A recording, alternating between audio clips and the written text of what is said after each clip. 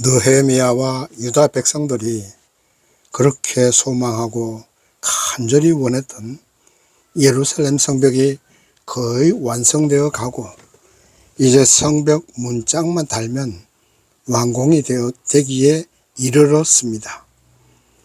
그동안 사마리아 총독인 산발랏과 도비야 그리고 게셈이라는 사람이 온갖 방법을 다 동원하여서 성벽 건축을 방해하여 왔고, 게다가 천재지변인 비가 안 오는 가뭄까지 들어서 백성들이 먹을 양식도 없고 서민들의 가정에 양식 사 먹을 돈이 없어서 고리대금업자에게 돈을 대출하고 갚을 길이 없자 농토 다 빼앗기고 아이들까지 종으로 팔려가는 비참한 상황에 놓이게 되었었습니다.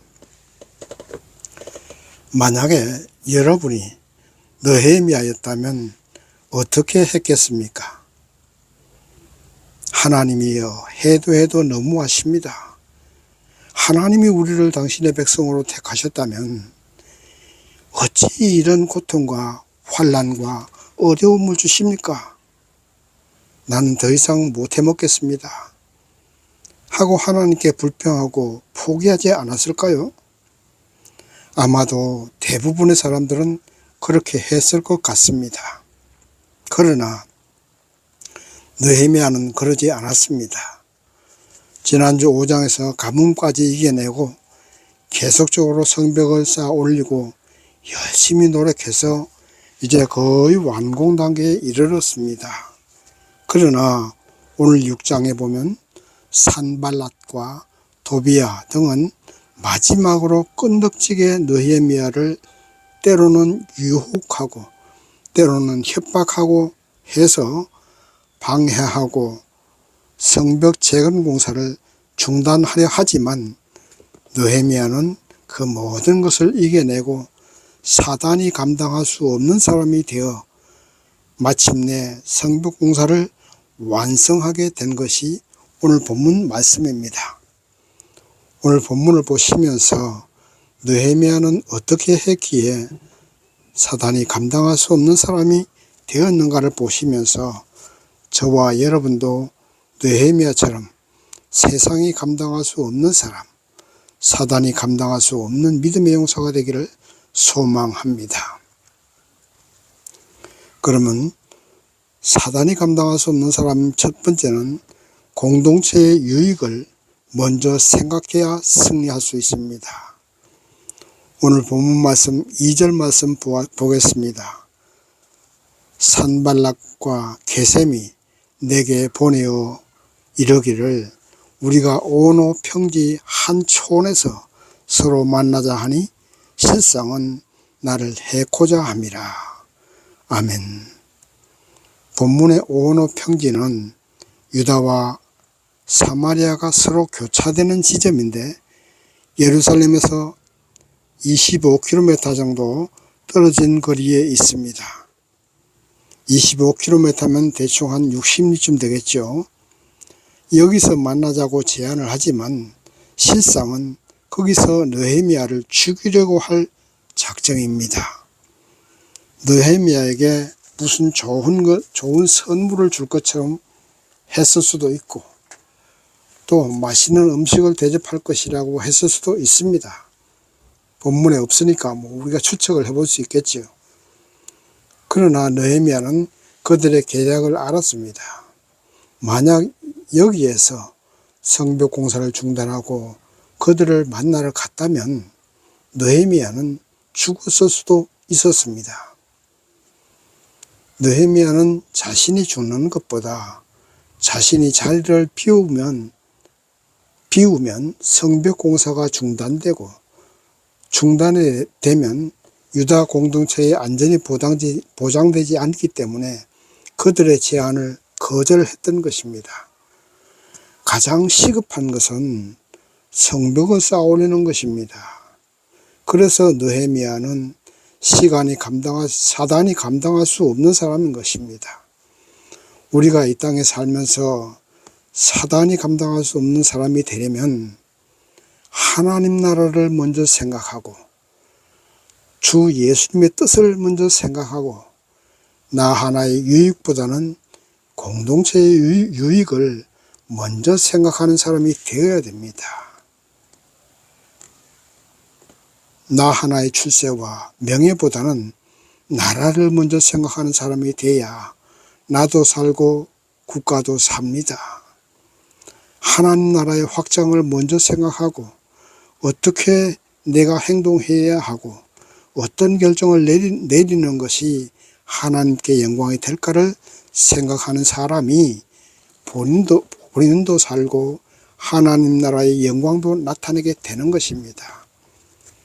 나 하나의 유익, 나 하나의 출세와 나 하나의 성공을 앞세운다면 그는 분명히 사단의 유혹에 넘어가고 마는 사람이 됩니다. 사단의 밥이 되는 사람이 되는 것입니다. 전체 공동체의 유익과 공동체의 안전과 번영을 먼저 생각해야 됩니다. 그렇게 할 때 나도 살고 내가 속한 공동체도 살고 하나님께 영광을 돌릴 수 있고 칭찬도 받을 수 있는 것입니다. 성도님들은 쓸데없이 바쁘게 살지 말아야 됩니다. 오늘은 어디 가서 누구를 만나야 하고 또 무엇을 해야 하고 이렇게 쓸데없이 바쁘면 은혜 생활이 힘들어지고 믿음 생활도 힘들어집니다. 가능하면 내가 하는 일만 충실하게 하고 하나님과 만나는 시간, 하나님과 교통하고 성경 읽고 기도하는 시간을 많이 가져야 합니다. 그렇게 하는 것이 내가 살고 내 영혼이 살고 하나님이 기뻐하시는 삶입니다. 1년 365일 스케줄이 꽉 짜여져서 바쁘게 살아가는 것은 정치인들이 그렇게 하는 것이고 연예인들이 그렇게 하는 것입니다. 하나님 믿고 따르는 우리는 세상이 감당할 수 없는 사람이 되어야 하고 사단이 감당할 수 없는 사람이 되어야 됩니다. 그렇게 하기 위해서는 하나님과 만나는 시간을 많이 가져야 됩니다. 쓸데없이 바쁘고 만난 사람 많으면 절대 사단과의 싸움에서 승리할 수 없습니다. 단순하게 사는 것이 가장 좋은 것이라는 사실을 믿으시기 바랍니다. 두 번째, 사단이 감당할 수 없는 사람 되려면 이간질하는 사단에게 말려들지 말아야 됩니다. 본문 말씀 5절 말씀 보면 산발랏이 느헤미야에게 만나자고 사람을 계속 보냈지만 느헤미야가 거절하고 계속 성벽 공사를 하자 이제 산발랏은 다른 작전을 펼칩니다.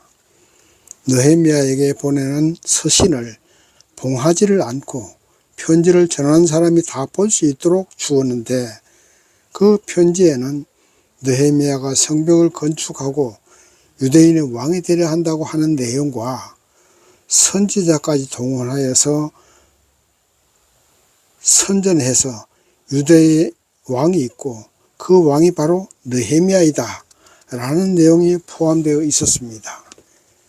결국 이런 편지를 봉하지 않았기 때문에 그 편지를 열어보고 정말로 느헤미야가 왕이 되려고 하는가 하는 의심을 살 수 있고 그것은 결국 유다 백성들과 느헤미야를 이간질시킬 수가 있습니다. 여기에 대해서 느헤미야는 이 모든 것은 너희가 지어낸 이야기다. 나는 그런 일 없다 하고 거절합니다.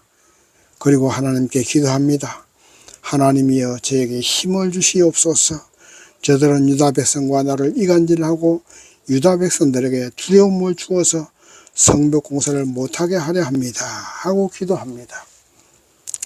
지도자는 어떤 단체, 예를 든다면 크게는 국가의 지도자, 작게는 어떤 모임의 지도자는 이와 같은 이간질을 이겨내야 합니다.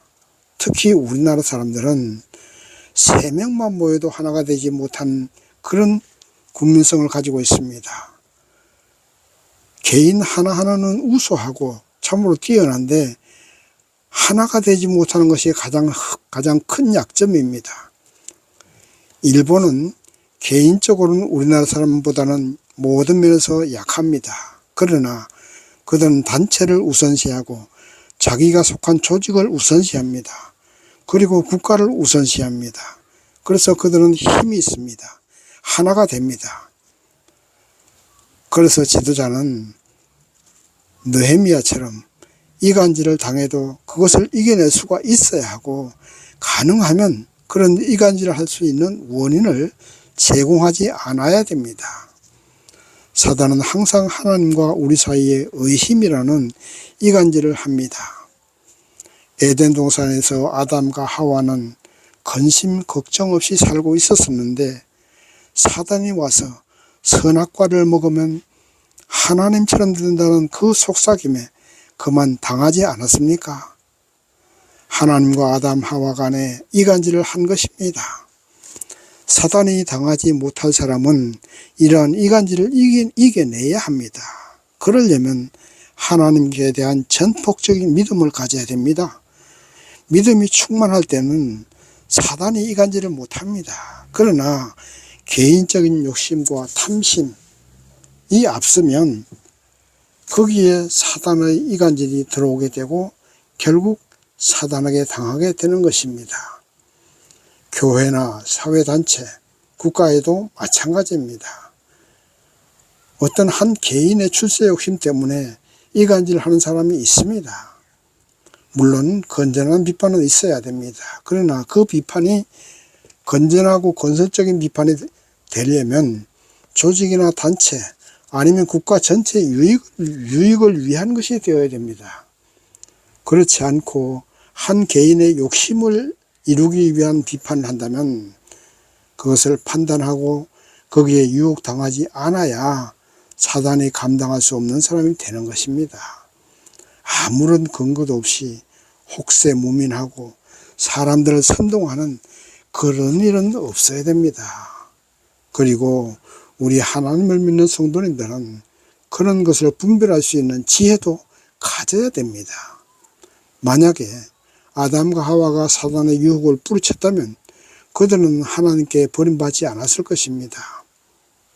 어떤 경우도 하나님께 대한 믿음의 의심을 가지지 마십시오.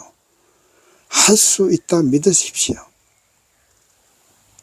그리고 이간질을 하려는 사단과 사단의 종이 되어서 이간질을 하는 그런 사람을 분별하고 배척할 수 있어야 사단이 감당할 수 없는 사람이 될 수 있습니다. 누가 이런 말 하면 거기에 혹하고 저런 말 하면 거기에 현혹당하는 바람에 날리는 갈대 같은 사람은 항상 사단에게 당한다는 사실을 명심하시고 하나님을 믿는 믿음의 반석 위에 튼튼하게 서시고 하나님 안에서 맡은 사명을 꼭 할 수 있다는 확신을 가지시기 바랍니다. 그래야 사단에게 이간질 당하지 않습니다. 그래야만 우리가 사단이 감당할 수 없는 사람이 되는 것입니다. 세 번째, 사단이 감당할 수 없는 사람이 되려면 자기가 맡은 일에 충성해야 사단이 감당할 수 없는 사람이 되는 것입니다. 본문 10절에서 13절 말씀 보면 스마야라는 거짓 선지자가 느헤미야를 현혹합니다.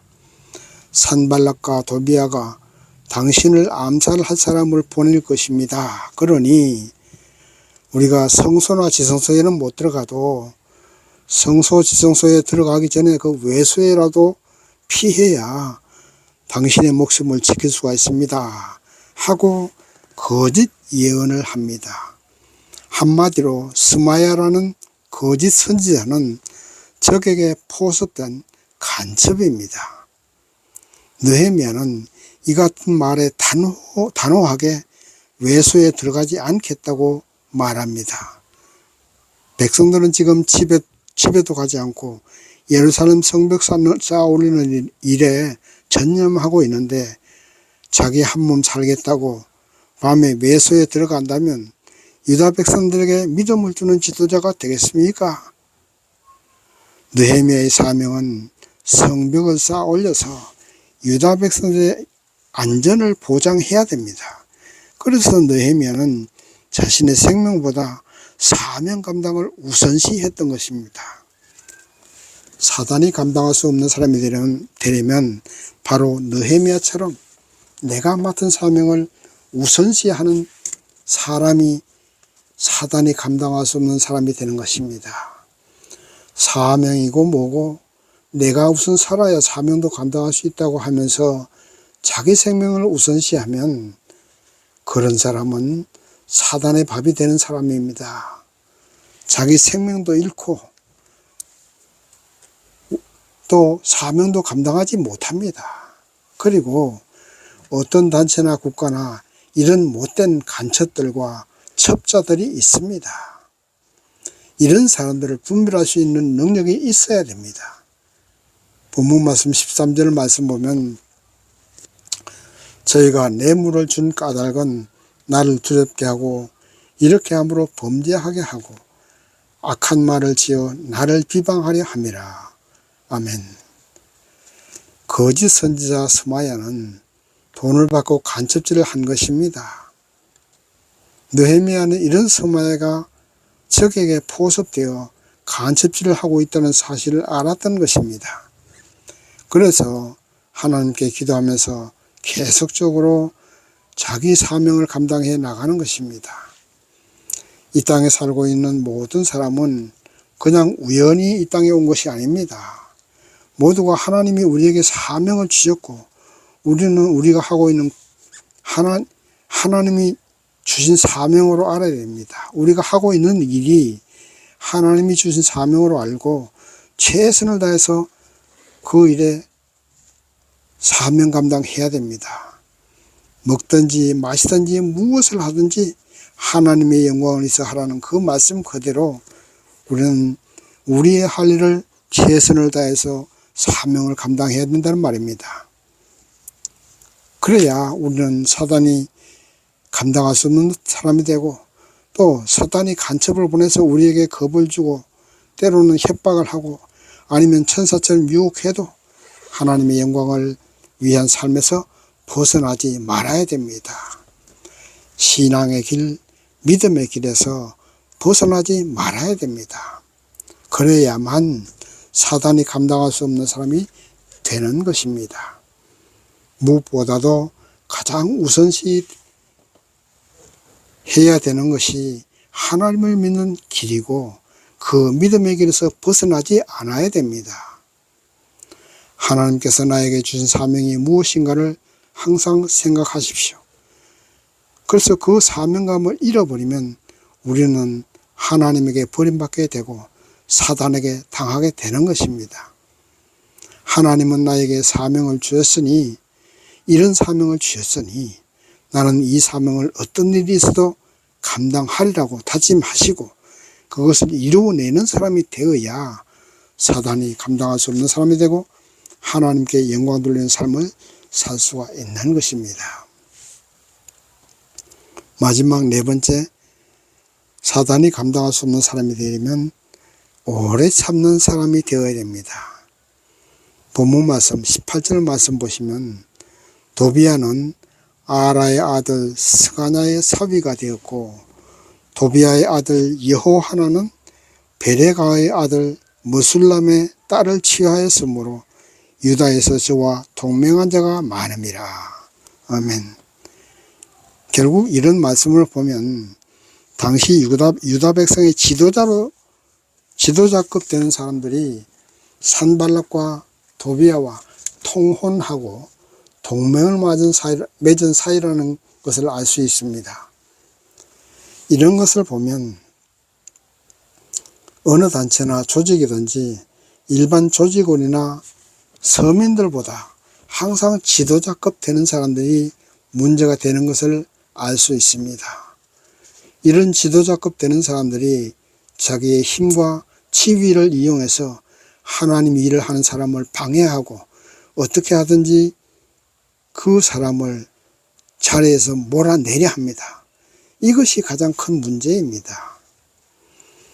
느헤미야는 이들과 싸우거나 말다툼을 하기보다는 일반 유다 백성을 상대하면서 열심히 성벽 공사를 했습니다.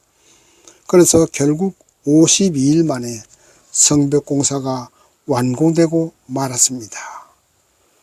느헤미야의 입장에서 보면 지도자급 되는 사람들이 자신을 도와주지는 않고 오히려 적들과 동맹을 맺은 것이 너무 괘씸하고 화가 나는 일이었을 것입니다. 만약 여기에서 느헤미야가 성벽공사보다 이들을 먼저 제거해야겠다고 생각하고 그들과 싸웠다면 유다 사회는 자중질환이 일어나서 성벽공사를 마무리하지 못했을 수도 있습니다. 그래서 느헤미야는 참았습니다. 그들이 괘씸하고 화가 났겠지만 참아냈던 것입니다. 이것처럼 사단이 감당할 수 없는 사람이 되면 오래도록 참을 줄도 알아야 됩니다.